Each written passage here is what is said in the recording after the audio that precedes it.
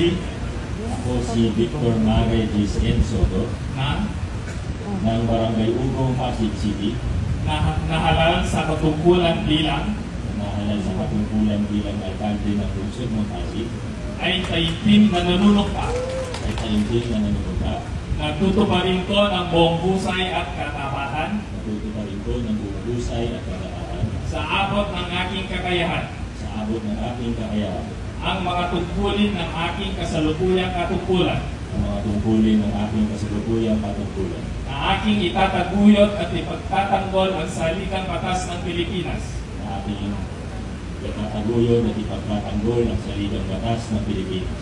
na tunay na mananalig at tatalima ako rito Tunay na mananalig at tatalima ako rito at susundin ko ang mga batas, at susundin ko ang mga batas, mga kautosang legal mga kautosang legal at mga dekretong itinag-iiral at mga dekretong pinaiiral ng mga sadyang itinatang may kapangyarihan ng Republika ng Pilipinas.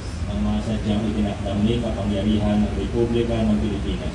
At kusa kong babalikatin ang mga pananagutang ito At kusa kung babalikatin ang mga pananagutang ito nang walang anumang pasubali o hangaring umiwas. nang walang anumang pasubali o hangaring umiwas. Kasi nga nawa ko ng Diyos. Kasi ang nawa ko ng Diyos.